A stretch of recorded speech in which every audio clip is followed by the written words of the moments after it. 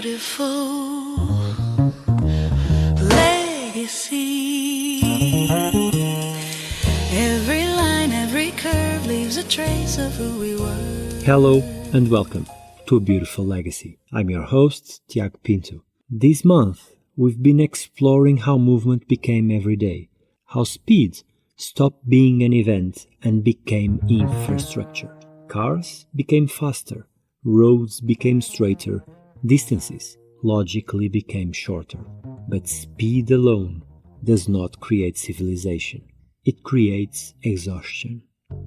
Before motorway service stations, high-speed travel had a flaw. It assumed humans were machines.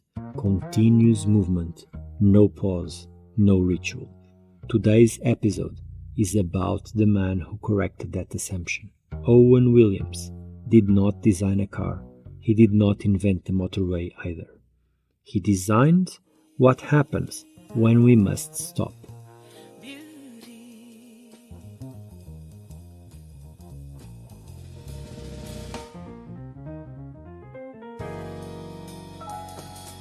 Owen Williams was an engineer first, a structural innovator, a master of reinforced concrete at a time when Britain was still thinking in brick.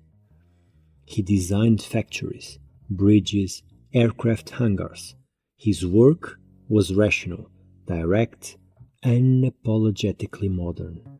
Structure was not hidden, it was declared. When Britain opened the M1 motorway in 1959, it was a symbolic rupture. For the first time, long-distance driving meant sustained high speed. No traffic lights, no village crossings, no interruption. The motorway promised efficiency, but efficiency is indifferent to human limits. Long before driver fatigue became a safety term, it was a lived reality. High-speed travel required new rhythms, new rituals, new spatial pauses. The motorway needed architecture, not monuments, not decoration, but infrastructure for recovery. Beautiful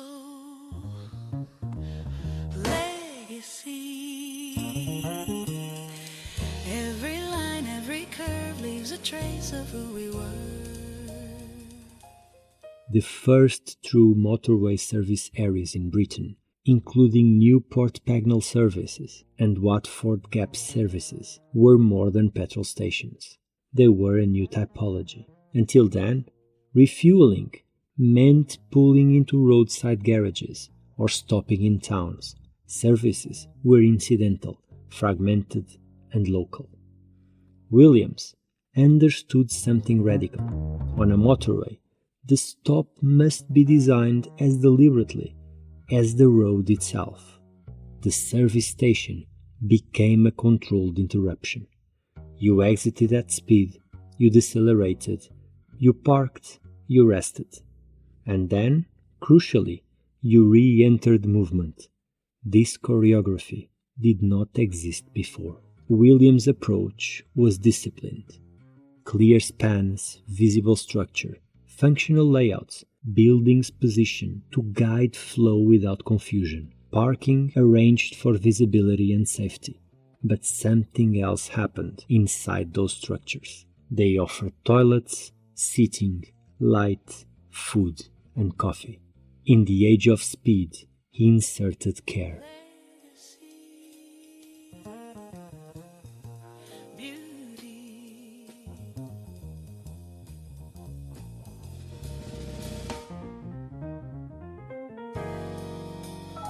The genius of the motorway stop was not commercial, it was physiological. Williams acknowledged the truth. Movement requires rhythm, and rhythm requires pause. By formalizing rest, he reframed it from weakness to necessity. The service area was not a break from the system, it was part of it. And once rest became institutionalized, new layers followed. Fuel was no longer the only reason to stop. There were cafés, then restaurants, then shops selling newspapers, toys, maps, later even souvenirs, branded merchandise, convenience groceries. The motorway service station quietly became one of the first controlled retail ecosystems for travelers. Because once you design a pause in movement, commerce naturally inhabits it. Williams did not set out to build retail destinations, but he created the spatial condition that made them inevitable.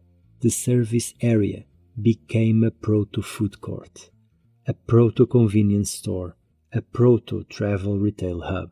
The motorway stop was not simply a petrol station. It was an early hybrid between infrastructure and retail.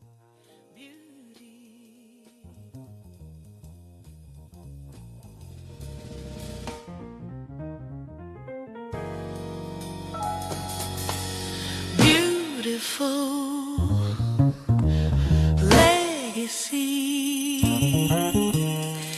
Every line, every curve leaves a trace of who we were.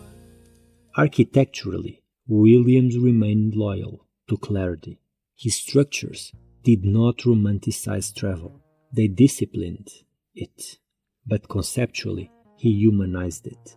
He acknowledged that drivers get tired, families need bathrooms, children need space to move, travelers need reassurance.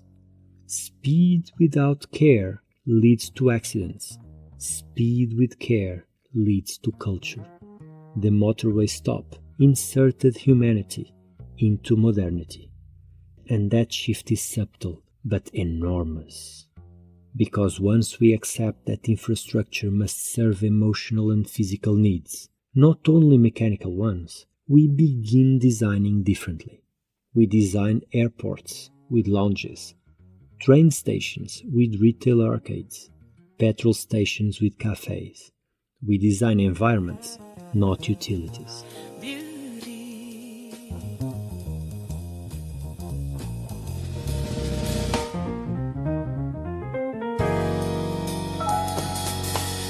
Beautiful legacy.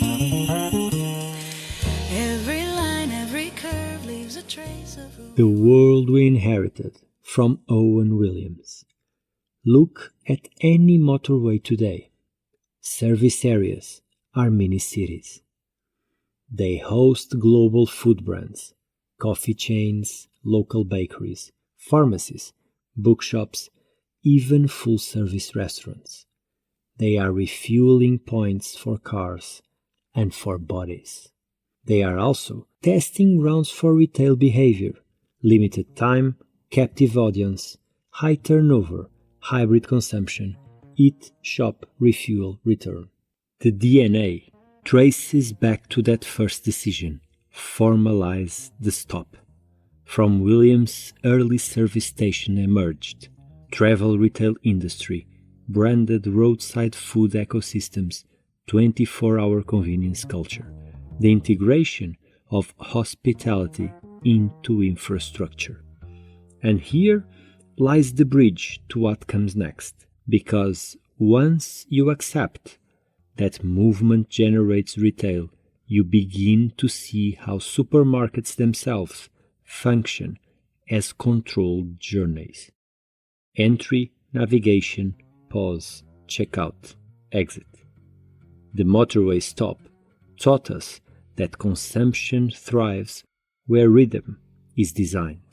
Today, many service stations resemble compact supermarkets, fresh food counters, grab-and-go shelves, local products curated for travelers, retail formats optimized for speed and impulse. The motorway stop became a laboratory for food retail in motion.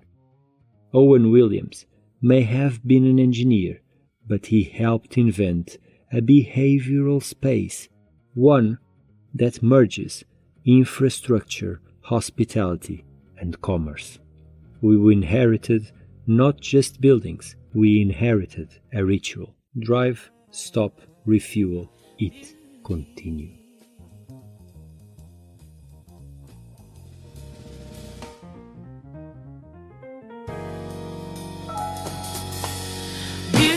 beautiful legacy.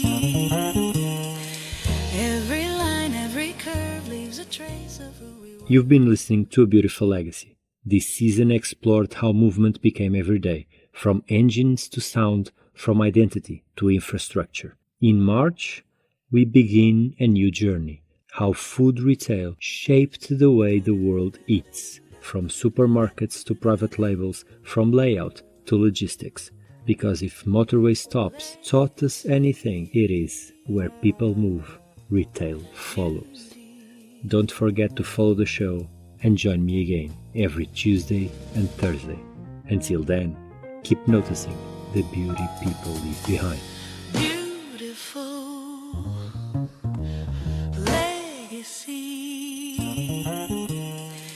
Every line, every curve leaves a trace of who we were. In the shape of a chair, in the light on a wall, someone's dream still stands tall. But